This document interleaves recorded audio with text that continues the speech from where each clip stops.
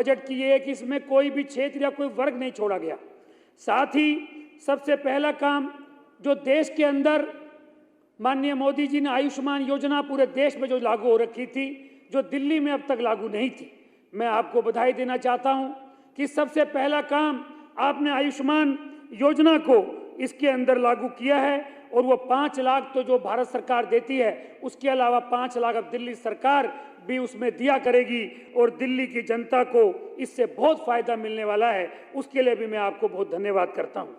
साथ ही जब से सरकार बनी है, अभी 1.5 महीना तकरीबन हुआ है, अपोजिशन पार्टी वाले एक ही रट लगाए रहते हैं कि 2500 रुपए। मैं आज पूछना चाहता हूं अध्यक्ष जी आपके माध्यम से, इन्होंने लोकसभा चुनाव से पहले 1000 रुपए का वादा किया था। 10 महीने बीत गए थे चुनाव आने में, इन्होंने 1000 रुपए किसी महिला को नहीं दिया था। पंजाब के अंदर 3 साल से इनकी सरकार है, वहां भी इन्होंने वादा किया था। पर मैं बधाई देना चाहता हूं अपने मुख्यमंत्री जी को, हमारी 2500 रुपए जो उसके लिए 5100 करोड़ रुपए का बजट इसके अंदर प्रोविजन किया है और आने वाले समय में हमारी सभी गरीब माताओं बहनों को 2500 रुपए मिलेंगे। ये बहुत बड़ा काम जो इस बजट में किया है। साथ ही जो हमारी गर्भवती बहनें, हमारी उन महिलाओं के लिए भी 210 करोड़ रुपए का जो प्रोविजन इस बजट में किया है, ये महिलाओं के लिए बहुत अच्छा काम किया है। साथ ही मैं एक बात का जिक्र और करना चाहता हूं। हमारी नेता प्रतिपक्ष जी आज सवेरे एक विषय के ऊपर बोल रही थी कि झुग्गी के अंदर टॉयलेट की व्यवस्था ठीक नहीं है। मैं पूछना चाहता हूं आपके माध्यम से कि 10 से 11 साल से इनकी सरकार थी, अभी तो हमारा बजट आया है, अभी बजट आया है, अभी हम वहां चीजें ठीक करने का प्रयास कर रहे हैं।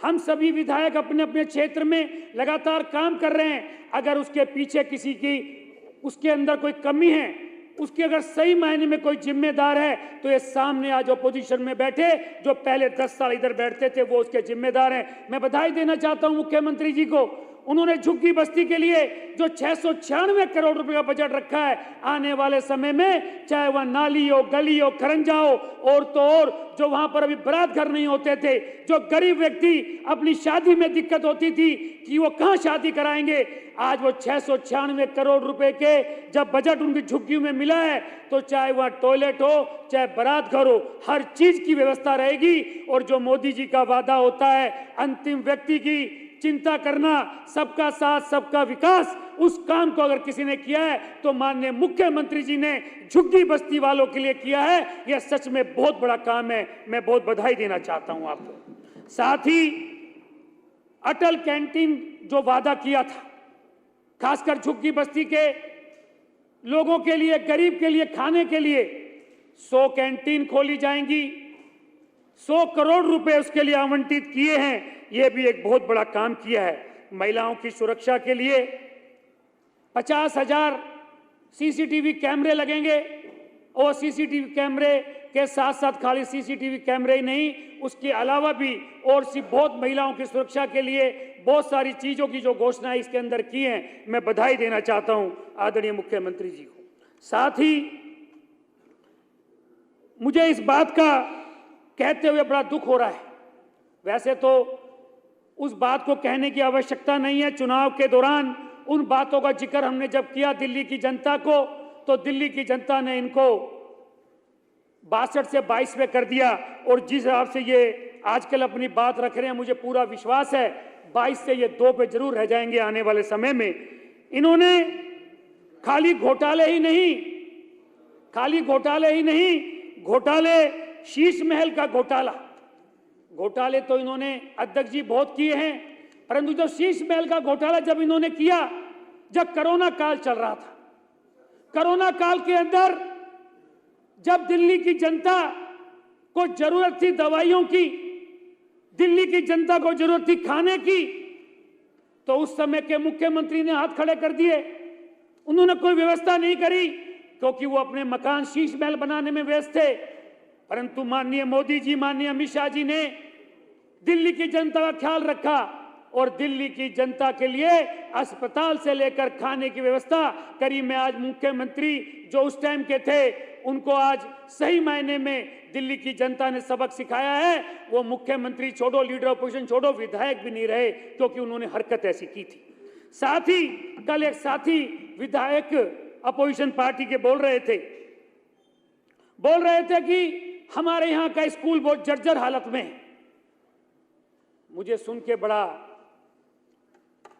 अचंभा सा हुआ कि ये तो बोल रहे थे कि हमारे जो शिक्षा मंत्री हैं वो तो बहुत ही ज्यादा अच्छा काम करते थे और वो तो ऐसा शिक्षा मॉडल है कि ऐसा शिक्षा मॉडल तो शायद देश में ही नहीं है।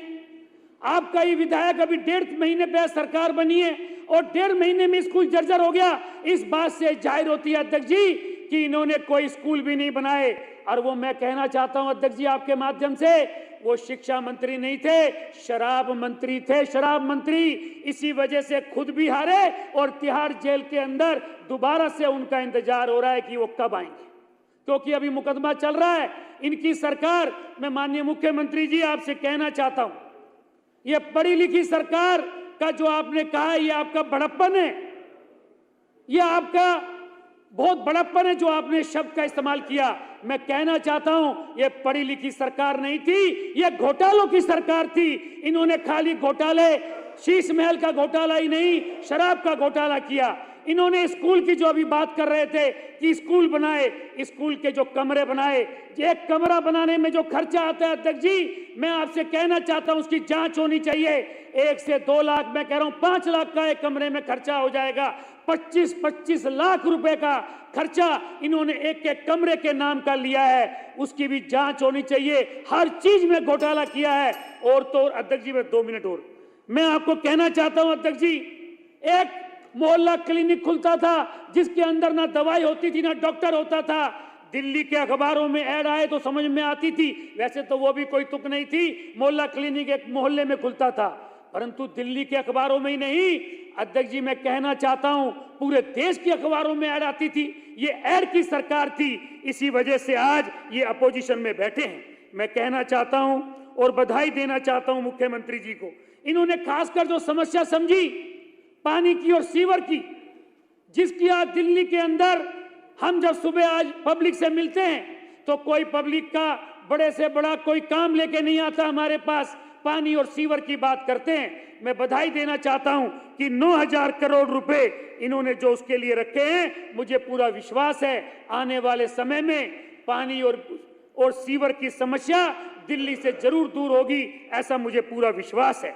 साथ ही जो नई बसों के लिए 5,000 नई बसें जो आएंगी, वो भी बहुत बड़ा काम इस दिल्ली के जनता के लिए आपने किया है। और खाली जो इनके घोटालों की, जैसे मैंने जिक्र किया, जो इन्होंने टिकट के नाम पे घोटाला करते थे, माननीय मुख्यमंत्री जी ने बहुत अच्छा काम किया है। हर महिला को कार्ड मिलेगा, वो महिला को जो फ्री बस है वो फ्री बस की घोषणा पहले से ही हमारे मैनिफेस्टो में हो चुकी है, उनको फ्री वो मिलेगा। बस मैं आखिरी पॉइंट कह के अपनी बात को समाप्त कर रहा हूं। जो माननीय मोदी जी ने भी कहा है, माननीय मुख्यमंत्री जी ने भी अपने बजट में रखा है, सौर ऊर्जा का बात, मुझे पूरा विश्वास है आने वाले समय के अंदर बिजली के बिल इससे बहुत कम होंगे और हम सब लोग इसका फायदा उठाएंगे। और जितने भी जगह, खासकर गरीब बस्तियों में, हम इस सौर ऊर्जा जिसके ऊपर सब्सिडी भी दिल्ली सरकार दे रही है, उससे हम सबको फायदा मिलेगा।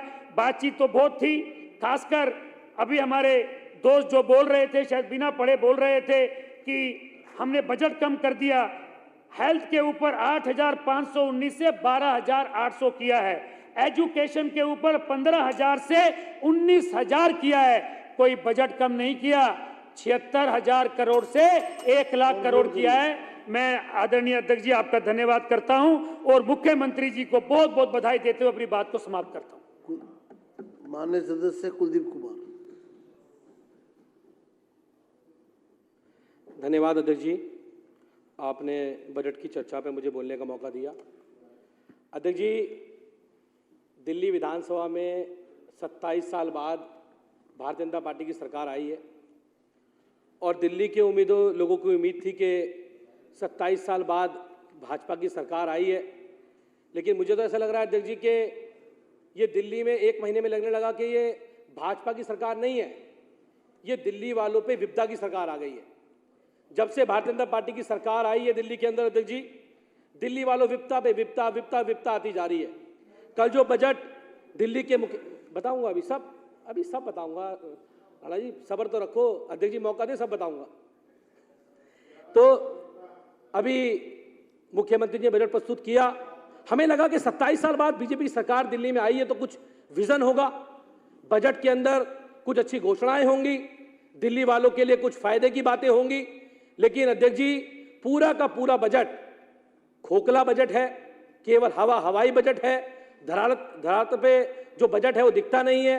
और अध्यक्ष जी बजट के अंदर अभी यहाँ हरीश राणा जी ने कहा यहाँ पे कि 10,000 करोड़ से ज्यादा का बजट SC ST के लिए रखा गया। मंत्री जी यहाँ बैठे थे SC ST के, मैंने उस समय पूछा कि क्या रखा गया है। अध्यक्ष जी SC ST कंपोनेंट फंड के अंदर जो पैसा रखा जाता था 140 करोड़ रुपए 2024-25 में रखा गया था और 2025-26 के बजट में 130 करोड़ रुपए किया गया है। आपने 10,000 करोड़ रुपए किसको दे दिए?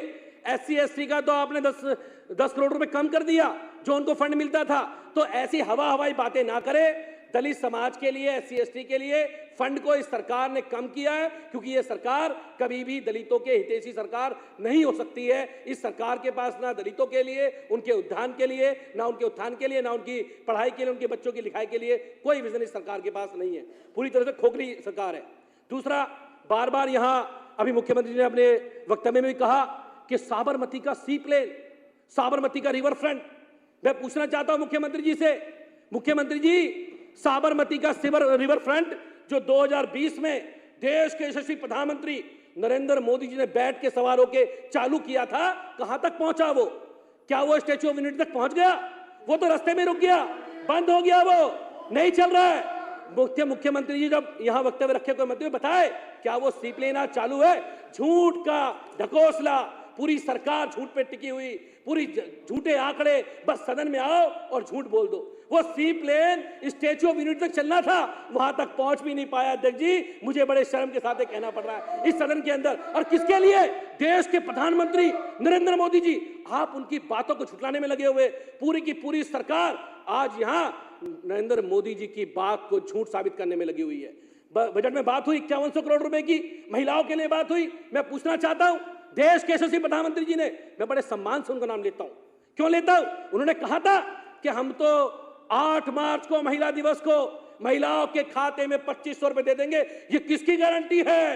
ये मोदी की गारंटी है। रेखा गुप्ता जी ने मोदी जी की गारंटी को जुमला साबित कर दिया, जुमला साबित कर दिया। मुझे कहते हुए खेद है, मुझे कहते हुए खेद है, मुझे कहते हुए खेद है इस सदन के अंदर कि प्रधानमंत्री के वक्तव्य को, प्रधानमंत्री की गारंटी को रेखा गुप्ता जी ने, जो उनकी पार्टी की मुख्यमंत्री है, उन्होंने जुमला साबित करने का काम किया। अध्यक्ष जी महिलाओं के सिलेंडर की बात हुई, महिलाओं के उत्थान की बात हुई, कहां गया सिलेंडर? हिंदुओं का त्योहार होली आ गया, रंग भी लग गए, सब गले भी मिल लिए और आप लोगों ने मिल बांट के पूरी कैबिनेट में मुख्यमंत्री जी ने बड़े आराम से खीर भी खा ली। अरे महिलाओं को खीर कब मिलेगी? वो महिलाएं उस सिलेंडर पे खीर पका पाए, वो सिलेंडर उनको कब मिलेगा? हवाई बातें। पूरे बजट सत्र के अंदर, पूरे बजट भाषण में मुख्यमंत्री जी ने एक बार भी फ्री सिलेंडर की बात नहीं कही। मैं पूछना चाहता हूं मुख्यमंत्री जी, महिलाओं के साथ, आप तो खुद एक महिला मुख्यमंत्री हैं, हमें बड़ी खुशी हुई कि दिल्ली को महिला मुख्यमंत्री मिले, हमें बहुत खुशी हुई, लेकिन आपको पहले ही बजट भाषण में कहना चाहिए था कि हम फ्री सिलेंडर भी देंगे। और मैं तो कहता हूं